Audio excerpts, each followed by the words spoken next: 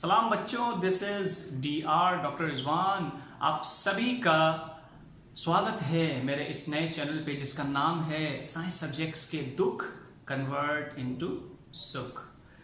Students, इस channel को बनाने का मेरा जो मकसद है वो सिर्फ ये है कि वो तमाम सवालात जो हम क्लास में कॉन्फिडेंस कम होने की वजह से, घबराहट की वजह से नहीं कर पाते, क्यूरीज बहुत होती हैं जहन में, पर हम सवाल नहीं कर पाते, शर्म आ रही होती। कोई बात नहीं, कोई बात नहीं, कोई बात नहीं।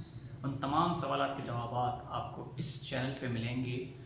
ये मेरी इस चैनल की फर्स्ट वीडियो है और उम्मीद करता हूँ कि आप मुझे मोटिवेट करेंगे, सपोर्ट करेंगे, तो बहुत सारे लेक्चर्स मैं आपके लिए ऐसे लेकर आऊँगा जो आपको लगेगा कि ये हमारे जहन में शायद सवाल मौजूद थे, अब इनका जवाब हमें मिल चुका है। स्टार्ट करते हैं, लेट्स स्टार्ट। स्टूडेंट्स, इस लेक्चर में मैं बात करने वाला हूँ 3 तरह के एसिड्स की जिनका सवाल बहुत ज़्यादा कॉमनली हमसे पूछा जाता है, चाहे अब वो आप एप्टीट्यूड टेस्ट प्रोग्राम के लें या फिर अदर बोर्ड के जो एंट्री टेस्ट होते हैं उनकी हम बात कर लें। 3 एसिड्स कौन से हैं? 3 एसिड्स कौन से हैं जिनके बारे में आज हम पढ़ने जा रहे हैं? इसमें एक है फॉस्फोरिक एसिड, एक है फॉस्फोरस एसिड, एक है फॉस्फोरस एसिड और एक है हाइपोफॉस्फोरस एसिड। सबसे पहले तो सर इनके हमें फार्मूलाज बता दें। फार्मूलाज इनके मैं आपको बता देता हूँ। इनके फार्मूलाज मुश्किल नहीं हैं, बहुत आसान है। उम्मीद करता हूँ कि शायद आप में से किसी को इनके फार्मूलाज पता भी होंगे, और अगर नहीं भी पता तो कोई मसला नहीं है, बता देता हूँ। सबसे पहले इसका फार्मूला है H3PO4, इसका है H3PO3 और इसका है H3PO2। अच्छा, ये जो हाइपोफॉस्फोरस एसिड है इसका अदर नेम भी मैं आपको बता दूं, एमसीक्यूज में आ जाता है। इसका अदर नेम है फॉस्फेनिक एसिड। फॉस्फेनिक एसिड। सर क्या जानने वाले हैं आज इन तीनों के बारे में हम? इनका जो बहुत ज्यादा इंपॉर्टेंट एमसीक्यू है जो इनसे आता है वो ये आता है कि इनमें से कौन सा मोनोबेसिक एसिड है, कौन सा डाइबेसिक एसिड है और कौन सा ट्राइबेसिक एसिड है। सर ये टर्म्स भी जरा समझा दें क्या है। ऐसा एसिड जो बेस को एक हाइड्रोजन आयन डोनेट कर सकता है वो मोनोबेसिक एसिड है। ऐसा एसिड जो बेस को 2 हाइड्रोजन आयन दे सकता है वो डाइबेसिक एसिड है, और जो 3 दे सकता है वो ट्राइबेसिक एसिड है। टर्म्स भी क्लियर हो गए, मजा आ गया भाई। अब आते हैं जरा, सर कैसे पता चलेगा इनमें से कौन सा मोनोबेसिक एसिड है, कौन सा डाइबेसिक एसिड है, कौन सा ट्राइबेसिक एसिड है? थोड़ा स्ट्रक्चर बना लें, स्ट्रक्चर बना लेते हैं। फॉस्फोरिक एसिड का स्ट्रक्चर बना लेते हैं। फॉस्फोरस कौन से ग्रुप का है? सर 5A का है। इसका मतलब इसके आउटर मोस्ट शेल में 5 इलेक्ट्रॉन्स होते हैं। इसका मतलब ये 5 बॉन्ड बना सकता है। अब देखें जरा स्ट्रक्चर, 1 2 3 4 5। फॉस्फोरस ने 5 बॉन्ड कंप्लीट कर लिया ना, 1 2 3 4 5। और देखें फॉस्फोरिक एसिड के अंदर जो एटम्स की तादाद है वो यहां पर पूरी हो गई। 1 2 3 हाइड्रोजन, 1 फॉस्फोरस और 1 2 3 4 ऑक्सीजन। सर अब जरा नेक्स्ट पे आ जाएं, H3PO3 बना लेते हैं भाई। आ जाए फॉस्फोरस, 1 2 3 4 5। ये मैंने बना लिया फॉस्फोरस एसिड का स्ट्रक्चर। जगह है थोड़ी सी, यहां बना लेता हूं। अब मैं बनाता हूं हाइपोफॉस्फोरस एसिड का स्ट्रक्चर। 1 2 3 4 5। अब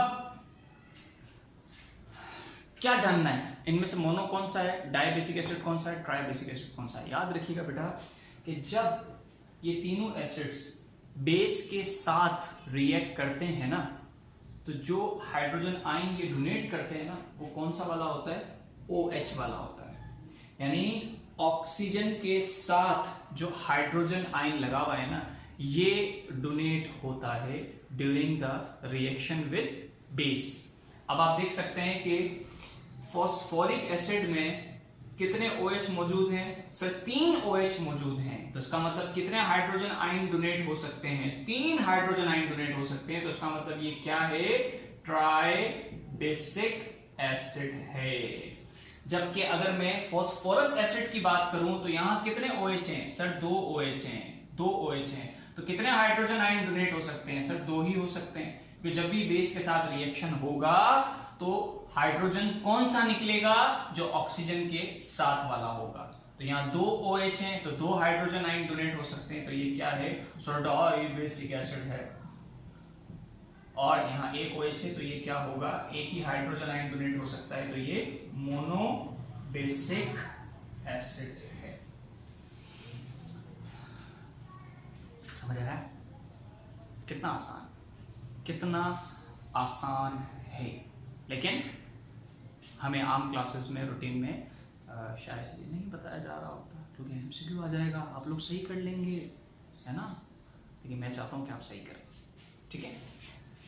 try basic acid, dibasic acid, mono, कितनी आसान ट्रिक है ना। अब आप इसको दूसरे एसिड्स पे भी अप्लाई कर सकते हैं। ये बात तो पता लग गई। सर अब और क्या बताने जा रहे हैं? 2 बातें पूछी जाती हैं कि इनमें से कौन सा मोनो है, डाई, ट्राई है, और ये पूछा जाता है इनमें से कौन सा रिड्यूसिंग है और कौन सा नॉन रिड्यूसिंग है। ट्रिक बता दो। अब रिड्यूसिंग नॉन रिड्यूसिंग के लिए अच्छा पहले तो ये होता है कि पता होना चाहिए रिड्यूसिंग क्या होते हैं, नॉन रिड्यूसिंग क्या होते हैं, मतलब रिड्यूसिंग क्या होते हैं, ऑक्सीडाइजिंग क्या होते हैं एजेंट्स, और उसके बाद फिर ऑक्सीडेशन क्या होती है, रिडक्शन क्या होती है। तो आप चाहेंगे, आप ये कमेंट बताएंगे तो इंशाल्लाह मैं इसके ऊपर भी एक बहुत जल्द वीडियो बना दूंगा। फिलहाल मैं आपको ट्रिक वाइज बता दूंगा इनमें से कौन सा रिड्यूसिंग है, कौन सा नॉन रिड्यूसिंग है। जल्दी जल्दी देखें, इनमें से जिस स्ट्रक्चर में फॉस्फोरस के साथ डायरेक्टली हाइड्रोजन लगा हुआ है ना अगर, तो वो रिड्यूसिंग है, और अगर नहीं लगा हुआ तो नॉन रिड्यूसिंग है। जैसे अगर मैं फॉस्फोरिक एसिड की बात कर लूं तो इसमें फॉस्फोरस के साथ डायरेक्टली कोई हाइड्रोजन मौजूद नहीं है, तो इसका मतलब ये रिड्यूसिंग नहीं है। ये क्या होगा?